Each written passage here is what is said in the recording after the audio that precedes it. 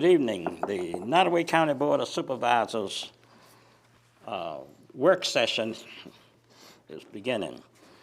Let's have the invocation by Mr. Bowen. Got you, all right. I gotta get in the right mode here. Mr. Chairman, I was fussing going that road, I'm late. Let me get it right. All right, let's go to the Father. Lord, again, we thank you that we're allowed to come to the throne of grace, and even when sometimes we're not in the right frame of mind. So, Father, be with us and guide us. And, Father, we do think of some of the people who give so much long-term service. Just recently, we just know that Billy Abels is retiring, and Father, we just know that he's done so much service, and Corky, and it's just a new group of people coming up. And Father, we just ask you to be with those men and women in uniform and protect them and guide them. And we ask you to be with us. In Jesus Christ we pray. Amen. Amen. Let's stand for the Pledge of Allegiance.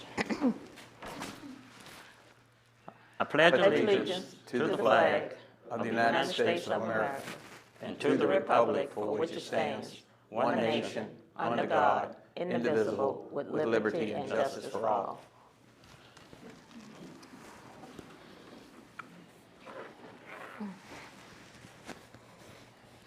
We have some issues for discussion tonight. We will discuss the special exception permit. We will discuss the ladder truck. We will also discuss the employee compensation plan. And then we'll talk about candidates for the position of county administrator. And then we'll talk about June the 17th agenda. We'll start with a few of our interim county administrator on the special exception permit. Mr. John Chairman, Anderson. thank you very much. Included in your package this evening is the information that the board had previously received concerning the Tillman special exception permit. We provided all the documentation. We had some discussions concerning that. And we also included a memo dated May 26th, which calls your attention to the fact that this was discussed at the board meeting. A motion was made. The motion was not seconded. And under Robert's Rules of Order, the motion is if it was never made, it's not approved, it's not denied, so it can be brought back for further discussion. And that's from Robert's Rules of Order. The item on the agenda tonight is for additional discussion by the board after that motion was made, and to gather additional information in conjunction with the Tillman special exception request. The representatives from both Tillman and SBA, the current power general area of the county, and you received at your place this evening a press release from SBA, which we received this afternoon, concerning an agreement between Verizon and SBA for continued use of SBA towers. As we understand it, we've not had a great deal of discussion about that. So with that, I would return the floor to you, Mr. Chairman, and for discussion on the item in conjunction with the tower issue and special exception permit. Okay, we'll start with the, I'm gonna call them short tower and high tower, okay? Tillman would be the high and you will be Mr. Monroe, you'll be the low, Donahue rather. We'll start with the lady first. I understand that you all might have some questions. I just found out about the letter this evening as well. It's my understanding from the press release that the SBA agreement with Verizon deals with equipment modification. So I think as you heard AT&T indicate, it's very difficult to modify equipment. There's a process that requires review, legal, it's a lengthy process, and then there's money involved. My understanding from the press release is that the agreement really deals with the modification, tower modification, so if they want to change out the equipment and the process for that and how that is implemented. It doesn't necessarily deal with the high rent sites where you've got rent that's, nearly twice what the carriers are paying for other sites. So that's how I would address that issue. I think there were some questions maybe about broadband and how this would affect broadband. So one issue, let me talk to FirstNet first. So the the Tillman Tower, AT&T does not currently have FirstNet implemented on the SBA tower. That is something that they would be looking to do on the Tillman Tower. So that deals with FirstNet. And I know there's a tie-in with your local fire and rescue folks that would benefit. From a broadband standpoint, in rural communities, broadband can be done one of two ways. You can either have fixed wireless or sort of a traditional wireless. You can have broadband providers that are just wireless, and then you can have broadband providers that are fiber and some combination of the two. So this particular tower would assist AT&T and potentially Verizon or other carriers in building out their network in the county. The tower by itself would have to interact with the other antenna sites that a carrier would have. So it's not sort of a one tower solution for broadband for all of the county. It has to work with the other antenna sites that the carriers already have. But as we discussed with the interim county administrator, while it's not a requirement anymore under state law, you can't require space on a tower for county broadband. You arguably can require it for emergency communications, but that's something that Tillman would agree to do, notwithstanding the law that says they don't have to do that. So I know there are probably some other questions. I'm happy to answer those. Okay. You'd indicated Any that- questions? Okay, go ahead. Yes, please. You'd indicated that Tillman doesn't plan to target another site in Nottaway County. So I understand what you're saying about broadband and FirstNet. What will this one tower, without any other sites brought up to Tillman standards, what will this one tower provide as far as the capabilities for FirstNet and broadband? I know they have to interact with the others, but Right. as it stands now. So it would enable AT&T to upgrade their equipment currently over what they're operating now on the SBA site. And it would allow AT&T to be able to add FirstNet to the new tower. Tillman is an infrastructure provider like AT&T. They're not a tower company. They don't provide wireless services. So anybody who would be operating on the Tillman Tower would be located on another tower within a few miles that would complete their network. So it would But be a piece. AT&T would need to upgrade on all of the other existing SBA towers.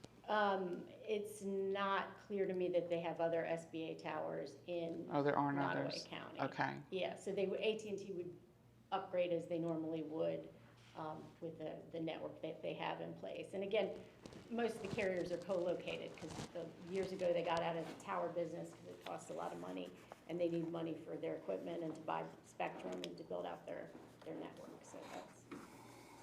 Okay. Anyone else? John? Yes, sir. If this was to be approved, and prior to construction of the tower, let's say SBA come to AT&T and said, we'll lower the rates. At that point, what would y'all do? So if AT&T said, we're not going to move, we're going to stay on the SBA tower, there would be no reason to build the tower. Okay. And then 5G capabilities. Is the new tower a springboard to that? It would be capable of supporting 5G capabilities, and further, it's really the equipment and the frequencies that any carrier would want to put on that tower that would enable them to provide 5G. So it's a springboard in the sense that it would give AT&T the opportunity to modify and upgrade their equipment at that particular location. Okay, and I think the last thing I have is, I forgot. My mind's racing, but, oh, I know what it was. When I had talked to the citizens out there, we were kind of under the impression that everybody was probably going to move off the tower. AT&T and Verizon was going to move off that tower and onto the new Tillman Tower if it was constructed. So I think realistically, I would really need to reapproach the citizens out there. But I think I read this the same way. The release, it appears to be equipment modification and not hey, you know, we're here for the long haul for this, you know, for the rates and stuff like that. It didn't appear, I didn't appear to see that, but, and that's how you read the, okay. And the issue is real, it's multifold, but if you look at AT&T circumstances and what they said when they were here, it's, you know, nearly double what they're spending for other sites, so it's high rent, and then in addition, it gets higher when they go to do any modifications, and there's a whole process that comes into play. I don't know if you guys would have this information. Do you know how many people use AT&T currently locally now? I don't, I could get that from their external affairs, but I'm Okay. sorry, I don't know that answer. Okay, all right, I was just curious about that. That's all. That was my question. Yeah, Sorry. that's okay. So what I can tell you is the whole 1996 Telecommunications Act was based on competition. So where you may be in a jurisdiction like I am, where there's only one cable provider that has the franchise with the locality, Congress meant for there to be intense competition between the wireless providers. So if you only have one company providing service, you're not going to have the competition. So certainly having multiple wireless providers, just like having multiple tower companies, engenders that competition that ultimately the consumer benefits from. Is there only one company providing service? No, I wouldn't, and no, it's, right now, it's my understanding that it's AT&T and Verizon. I wouldn't think that you would have T-Mobile. Well, I thought you were referring to the That's- tower companies. Oh, no, okay. because I think Crown's in the jurisdiction, so you've got radio stations, tower that's not owned by any other tower companies. Okay, how many feet would these two towers be apart from each other? It's about 900 feet is the distance. About 900 feet, okay. Approximately. So, okay, thank you very much. Thank you. That's in your neighborhood. That will be in your neighborhood. Oh, yeah. And my understanding is, John, that whoever we award this to special exception permit to, the other one doesn't have to move. It doesn't have to, in 2 years, it doesn't have to come down. I thought that's what the county ordinance was. Only if it's vacant and unused. Oh, vacant and, yeah, correct. Yes. Right, vacant and unused, and after 2 years, right. Okay. If it's, go right on, sir. Mr. Chairman, members of the board, my name's Ed Donahue. Couple of things. I know we've been at this a few times now, and I appreciate the opportunity to speak. I know it's your work session, so I'll keep it brief. I sent you the press release today because I wanted you to know that Verizon has committed itself to SBA sites throughout North America. So the press release talks about going forward, and it talks about new things, 5G, et cetera. It's because it's a press release. I couldn't give you the document that secures Verizon and SBA. But it literally commits them to a relationship for all SBA sites throughout the continent. They're going to be on the tower on McCune Road in perpetuity. So the suggestion earlier that, well, we've got AT&T now, we'll be talking to Verizon down the road, is removed by the fact that they've signed what's called a Master License Agreement, MLA. So you're going to have, if you approve this, you're going to have two on McCune Road. One lit, one unlit, but both are going to remain till the end of time. So that's really something that you need to know. At the same time, SBA signed master license agreements with T-Mobile and with Dish. So they've reached agreement with these nationwide companies over co-location opportunities. It's with AT&T to come to terms with SBA, and that's what this is about. This is a rent question, right? But you're asked to decide a land use matter. And as a land use matter, you're going to be left, again, if approved, you're going to be left with two towers. The suggestions about broadband, 5G, and FirstNet, all of those needs, all of those services can be met on the SBA tower. We talked before about structural integrity.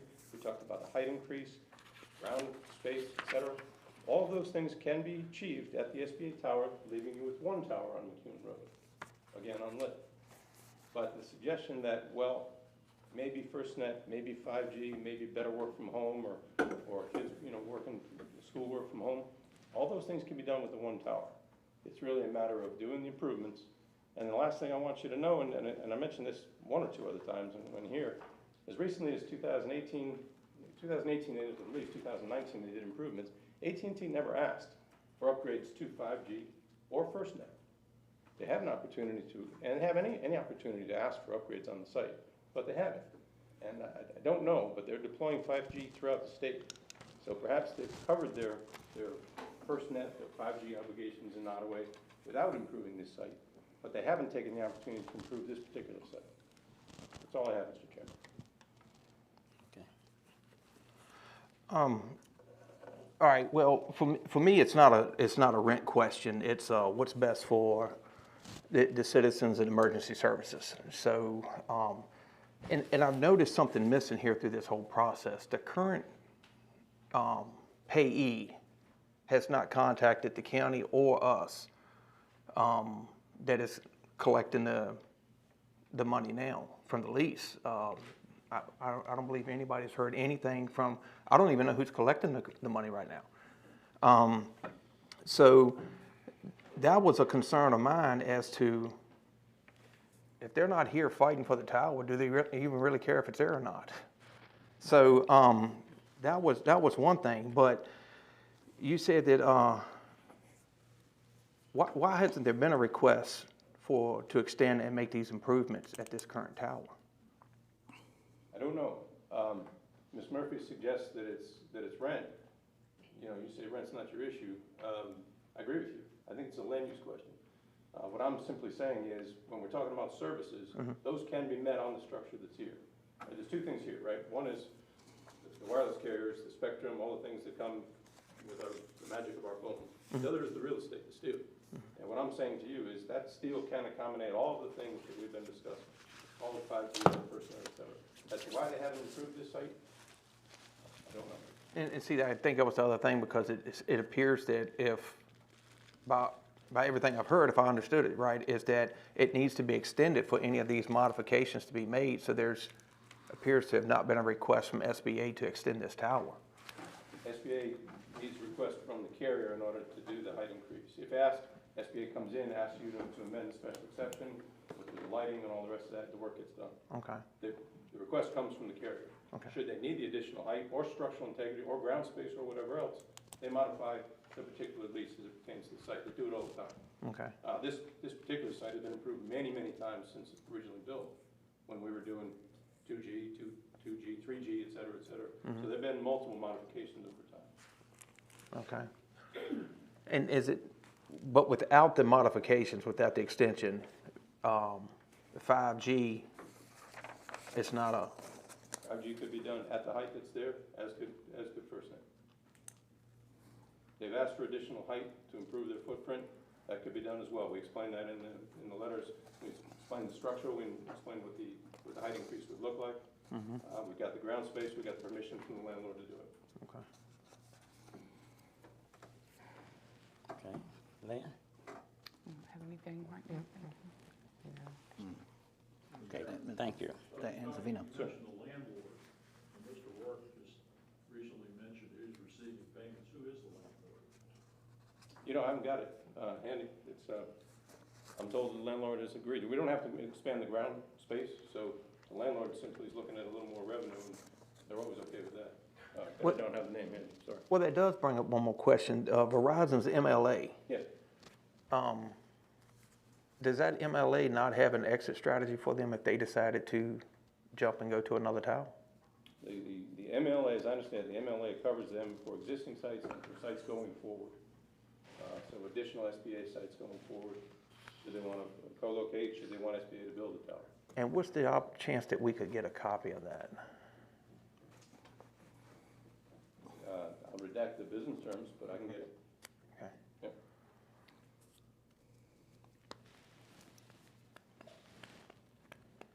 Okay, thank you. Thank you, sir. No more questions.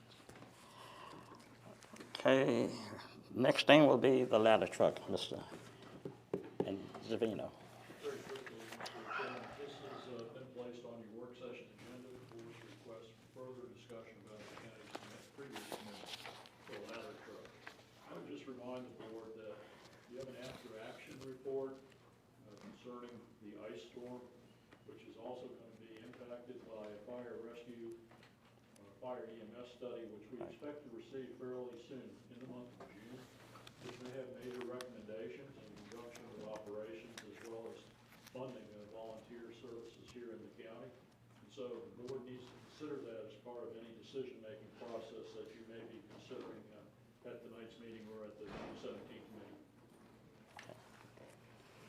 Any questions concerning that? We're going to wait until after these two reports, we deal with them. Okay, the employee compensation plan. Mr. Chairman, the board has received electronically and in hard copy form a report that we prepared internally as part of our office efforts about classification and compensation. Excuse me, sir, just hold up until they leave.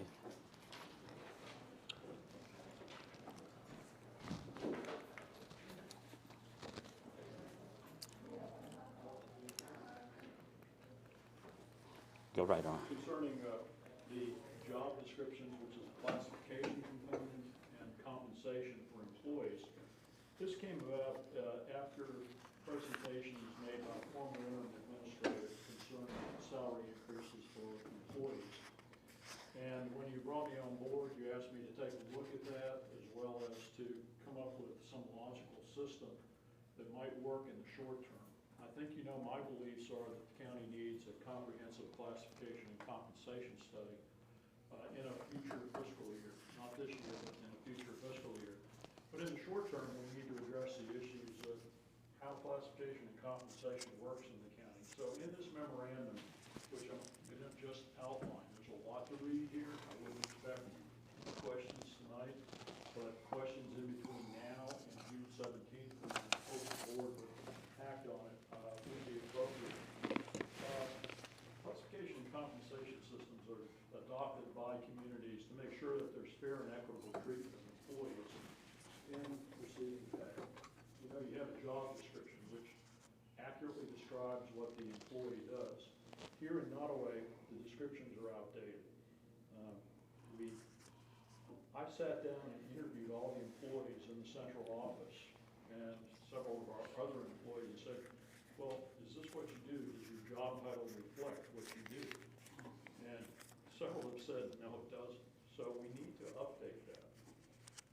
When you have an updated job description, typically a consulting firm will come in, they'll give an employee a form, which your former consultant did in 2018. They'll analyze that, they'll develop a job description. It will come back to the department head or the supervisor of that employee for review to make sure that it's accurate and complete. It will then be adjusted. It will then be finalized with the approval of either the Human Resources Director or the county administrator. That then becomes, once that's finalized, that is the job description for the employee. When you do a compensation study, typically the consultant is going to take not only the job title, but also a description of those duties, education required, those types of things, and put that into a survey form, which goes to other entities. It could be public entities, could be the private sector. And the human resources agency that's responding would match up their jobs to the position that the county has, not just doing a title search. Because, for example, in Nottoway County, you may have an administrative assistant who's deputy clerk to the board, does 9/11, does a whole range of other things. In Prince Edward County or in Amelia County or in Powhatan County, an administrative assistant may be just that, working as an administrative assistant with very limited duties. And when you compare those two just by title, you don't put the real value on the complexity of the job that you may have in Nottoway County or vice versa. So it's really important to do a complete salary or compensation survey, which then leads you to go out, gather the information, analyze it, develop a salary schedule. Your salary schedule is developed using four localities. Only 2 of them had classification and compensation systems. So we're going on a salary to salary basis, and there's a type of weighting system used, which, in speaking to staff, that nobody really understood, that helped lead the consultant to a recommended salary range. So that's a brief explanation of classification and compensation. I've also touched on the background of classification and compensation in the county That study was presented to the county in 2018. It was, I'm not sure it was presented to the board, but there was never been any formal action taken on it. So the county is still without a classification and compensation system, although the ranges may have been used in the budgetary process, and the job descriptions are certainly being referenced, although I'm not certain that the job descriptions aren't some job descriptions from another county. So what's our current position? Well, I've kind of just said it. We've completed a study in 2018. It was never implemented. So it's outdated. You know, typically, classification and compensation studies in the public sector take place every 5 to 7 years. So we're 3 years into this already, and we still haven't adopted it. Budget recommendations had been made from the former county administrator, and I know there were some questions by the board in conjunction with those recommendations. We've included both the Robinson, Farmer, and Cox classification tables as attachment 1, and those recommendations made by the former administrator that is attachment 2. So to get some compensation schedules, we have to start someplace. And so working internally with staff, we have taken the Robinson, Farmer, and Cox salary ranges, and we've updated them for salary, for cost of living increases for each of the last fiscal years. So we've included new ranges, and the increases were 2% in 2019, 2% in 20, 2% in 21, and for fiscal 22, 5%. So those are reflected in the schedules that are included in your package. And that's it's noted as attachment 3.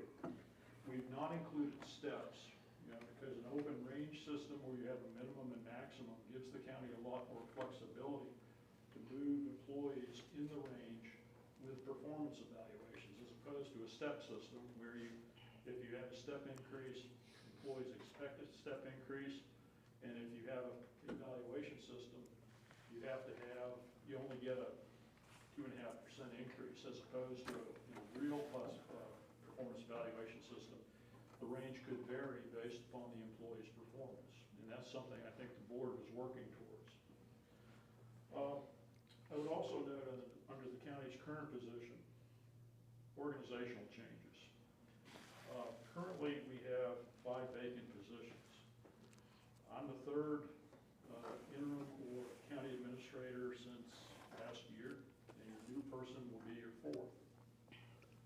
We have a vacancy in the assistant county administrator's position. You have a new position, the emergency management coordinator, which will have a job description to the board for review at your June 17th meeting. We have a bookkeeping position, which was approved in the fiscal 22 budget, which, in speaking to Ms. Tomer, is a little bit misnamed, and it's kind of going to be more of a utility person in finance. So we have to develop a better title and some real job duties for that. We also still have, although we've completed interviews, an animal control officer position, which is vacant. So there's 5 positions which are pretty significant in a very small organization like ours. So what I've done, as I said, is interviewed all of the staff to find out as to what they're actually doing, and trying to understand as part of the organization and what they do, how everything fits together, because there was no organizational chart that I was able to put my hands on the website or in any of your audits or any of your budget documents or anywhere in the office. So I have several recommendations based upon what I have seen from the recommendations of the former interim county administrator, and based upon what I see on the ground after almost a month here of service in Nottaway County. The first organizational change I'm suggesting, and we have to consider, is conversion of the finance director. That person is Tillman, who takes on additional responsibilities for oversight of staff in the office, as well as general services and CSA responsibilities. And that's a better description is included in the memorandum.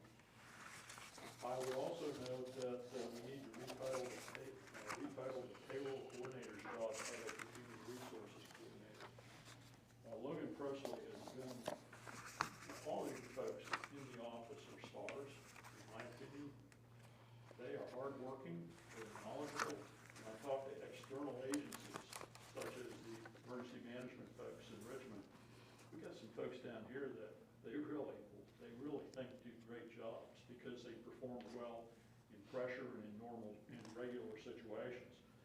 Logan has jumped in, has been a lead on the employee benefits consulting review and selection of the consultant. She's helping me do reference checks in conjunction with the county administrator's position. She is asking me questions about human resources in conjunction with things that she's never really been engaged in before. But she's not a payroll coordinator. She needs to be retitled as a human resources coordinator. That fits into the pay recommendation that your former interim administrator made, so there's no additional expense there. The recruitment of a planning and economic development director. This is what your former assistant county administrator did. I believe that within the budget, we can find or recruit someone who is capable in working in planning and economic development. I will tell you, as a single person in the office and in planning and economic development, there's more than enough work there. As I go about my day-to-day job as county administrator, dealing with all the other things that the county administrator is supposed to deal with. One of the things that I think is really important for the board to consider is looking to the future. In Nottoway County, you are positioned for future growth due to the impacts of what's going on at Fort Pickett and Fast C. There are going to be spin-off impacts from that operation. If anybody hasn't been over and looked at that building that Fast C is in, that belongs in downtown DC. It is a gorgeous building.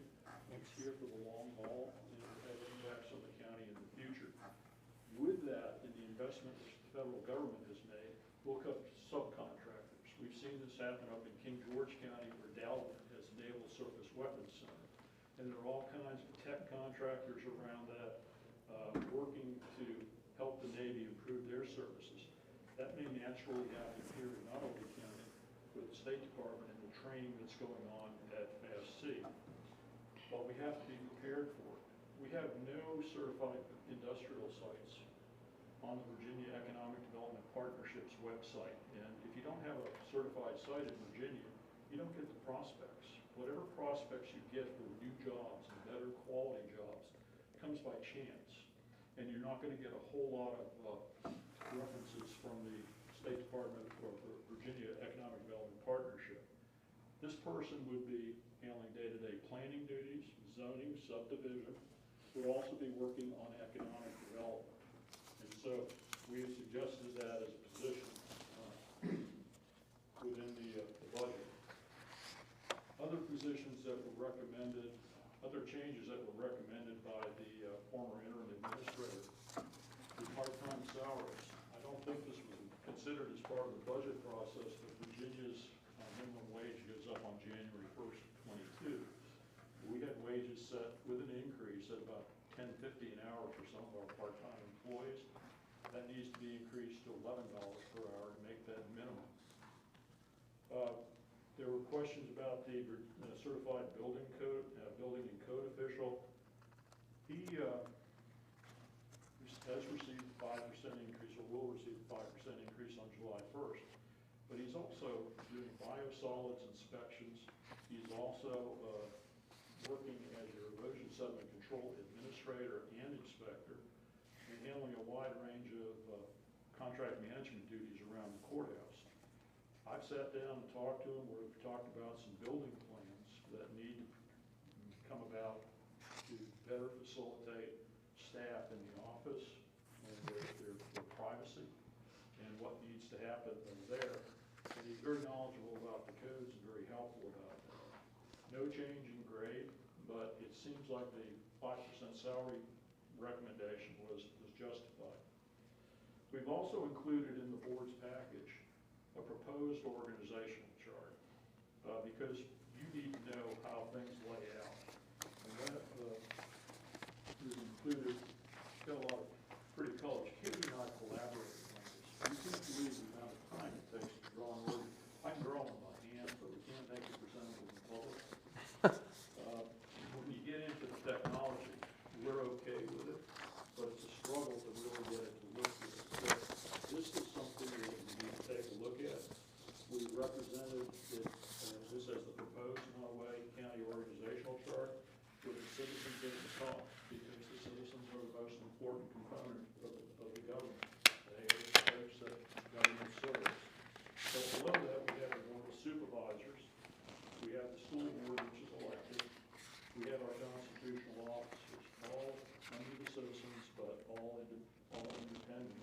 Supervisors. On the other side of the chart, we have the various boards which are appointed by the Board of Supervisors and coming directly off the Board of Supervisors. So when we have our departments laid out, as I would suggest, that the county administrator directly reporting to the Board of Supervisors, the assistant county administrator, and the employees that would be reporting to her, and then the 5 other functions of local government at the present time, which is building, and E&S, E911 GIS, emergency management, which is your new part-time position, planning and economic development, which is your new position on hope, solid waste, which has the most employees in it, and then animal control. So that gives you an idea of how this all lays out. Now, next steps that we would suggest to the board. First of all, I know you'll review the material carefully, and there's a lot of material to review. We would ask that you consider changes for adoption at your June 17th meeting, with changes to take effect on July 1st. As part of the county fiscal 23 budget process, we would ask the board, and I will probably not be here, but we would suggest to the board that you schedule discussions in regard to developing a full classification and compensation study to get the job descriptions up to date and really see if you are as competitive in the marketplace as you need to be. We would also suggest that you work closely with your new county administrator to see if what we've suggested as far as the organizational structure really works. We put this in place as a rudimentary initial offering to the board so that, and I think this works. This is what I would recommend if I was doing an organizational assessment of the county, which I've done in the past with other communities, but it's the beginning. And your administrator working with the board may see other priority areas. We would also suggest, and I know the board's been working on this, but we need to accelerate the process, update the county's personnel policies. And you may want to hire a contractor to do that. There are firms that do it relatively inexpensively. And then I also know that you've been developing an employee performance evaluation system. There are systems out there that are not CAM systems. There are systems that tie the individual employee job to performance factors, and you rate the employee on how well they're doing their job, as opposed to having one form which rates all employees based upon standard factors. And so that is something you might also want to consider. Now, I've covered a wide range of topics, a lot of information here. I would be surprised if you had any questions because there's a lot of information you haven't had a chance to review it. It took us some time to get this together, but I think it is very important for the county as you continue to move forward as a board and as a county government. So with that, Mr. Chairman, I'll be happy to answer any questions you might have.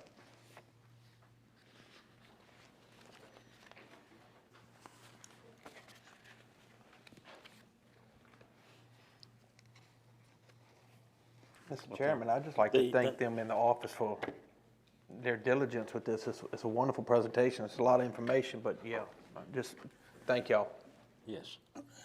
Okay. We'll now deal with, Let me, Mr. Chairman, if you don't mind, I'd like to make a question. So, Mr. Anzavino, let me ask you this, if you could do this for us. When you put it in the package, if you could, don't wrap it all in one, for we have one vote for all your suggestions. Can we split that up a little bit? I think it will have a better chance of moving forward and not get locked up on 1 or 2 issues, that kind of thing. I mean, board, are y'all okay with that? I just feel like, I don't even know how, it was so much information, Yeah.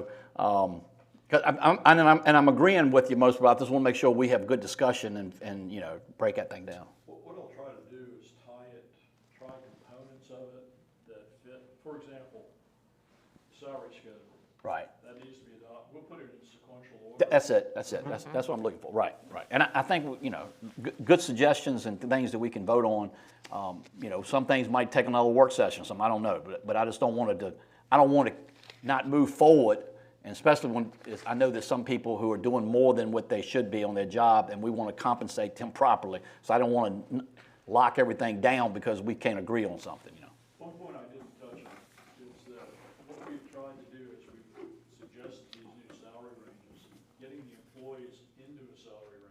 Right. and recognizing them based upon what they've accomplished to date. Right. Nothing about performance beyond that, okay?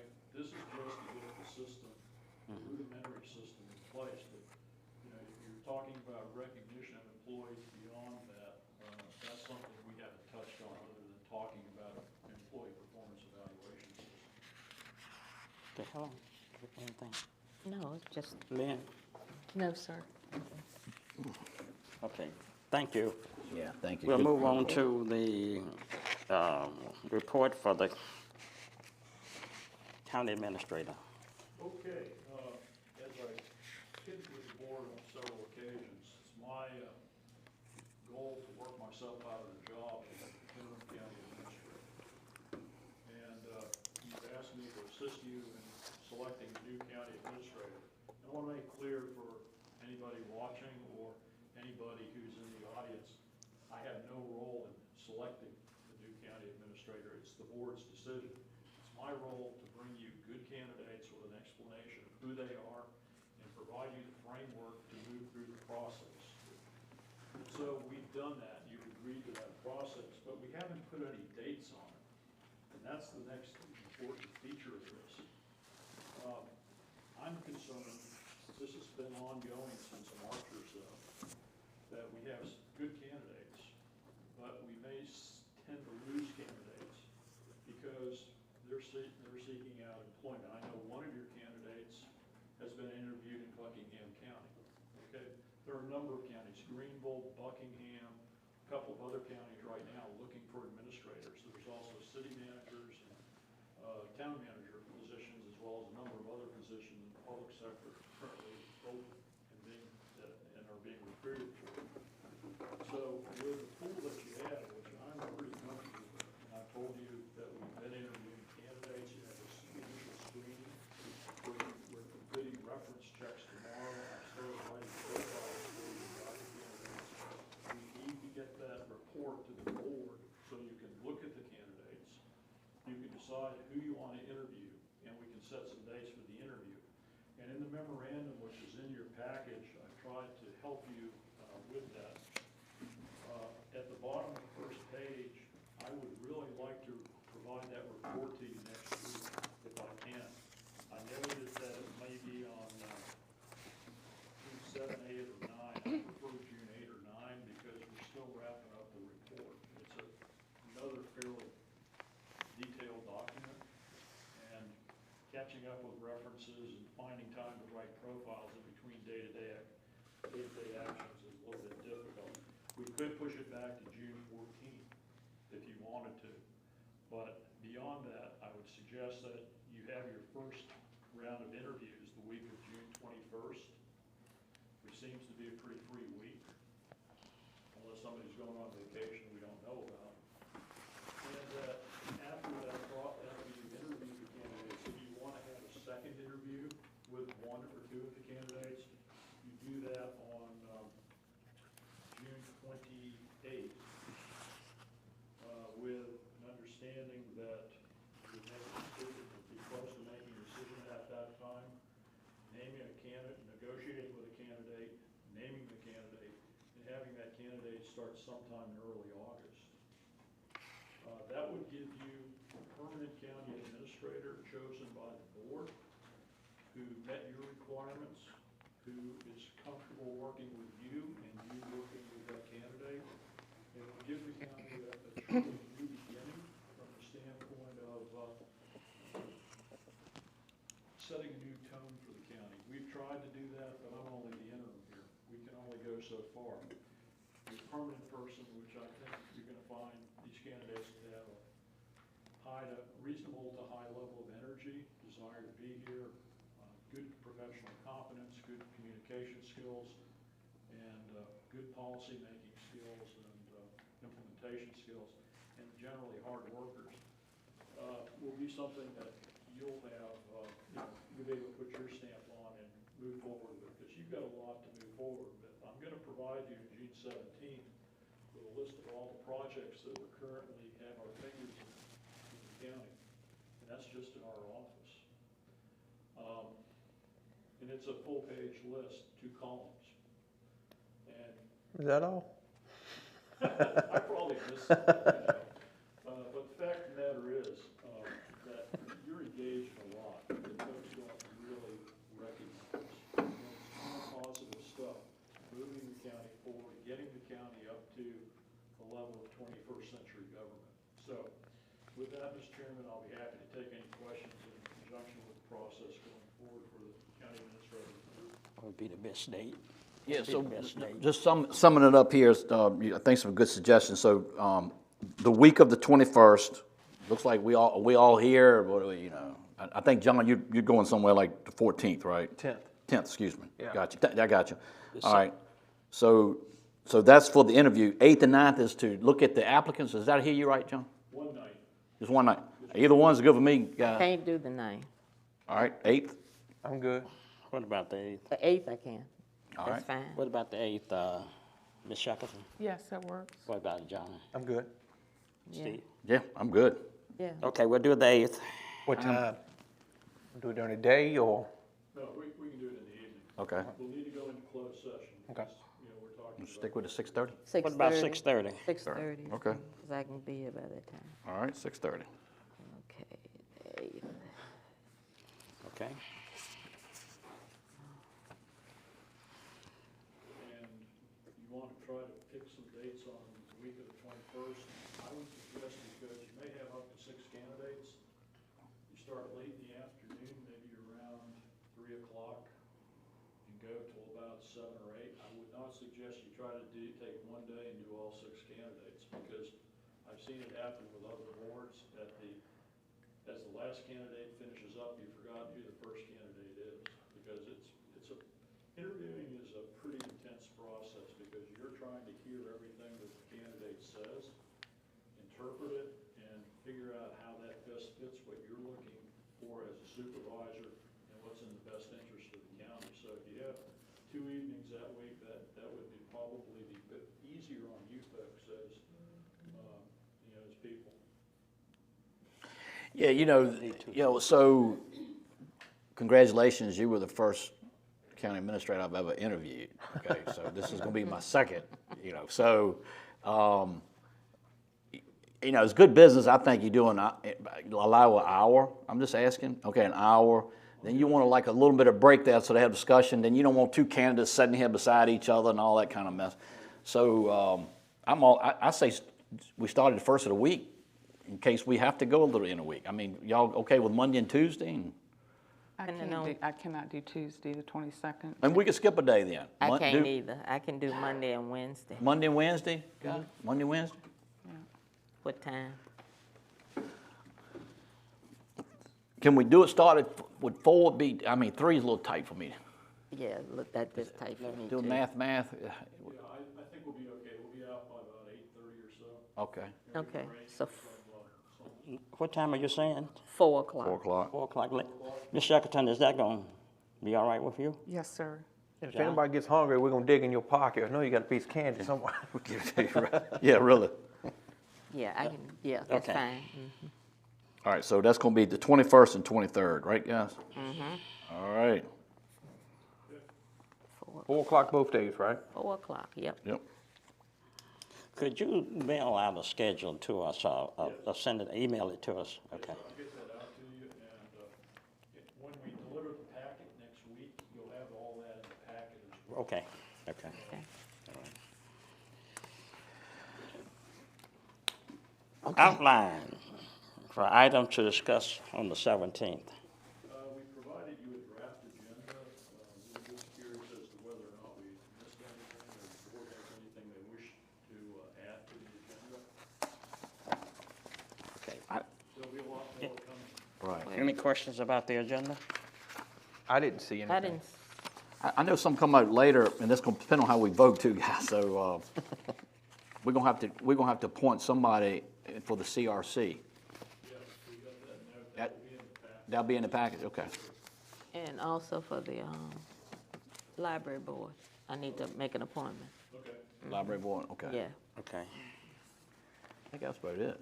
We also got to get a replacement for Mr. Dews. I've been waiting to hear from the town crew, and Will you be able to make it next at the next meeting? That's planning commission, isn't it? Yeah. Placement planning. Yeah, we should be able to do something. Okay, all right. 17. Anything else to come before the board?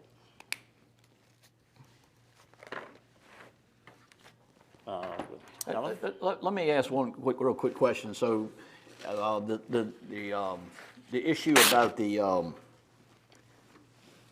report coming to us, for the fire report, what's the time, when do we think we're gonna get that? Do you have any idea? I believe it'll be in the month of June. I've received the draft copy of the report, all the comments back to the Fire Services Board. Okay. And I talked to the chairman of the Fire Services Board. So they will have their docket for this position this week or very soon. Okay. Then they're gonna want to, they're gonna have to do some final editing of it based upon what the preliminary documents say at the Fire Services Board level. Okay. But we're gonna be arranging for a presentation to the Board of Supervisors, whenever the report is ready to be presented to the board. And hopefully it'll be in the month of June. Okay, month of June. All right, just trying to get that timeline in my head. And then the emergencies coordinator, we gonna start is that being advertised now? I didn't look in. I have to provide you with class description or job description. Okay, gotcha. Make that right. Okay. Yeah, okay, I want to keep that, so you'll have that on the June something. Okay, so we just want to keep moving on that, Mr. Chairman. Oh, yeah, that's one of my objectives. And I met with the Department of Emergency Management in Richmond this week on Tuesday, and talked to them about the position, and, they're gonna take a look at it for me as well. Okay. All right. Good. Anything else any board member has any? Okay.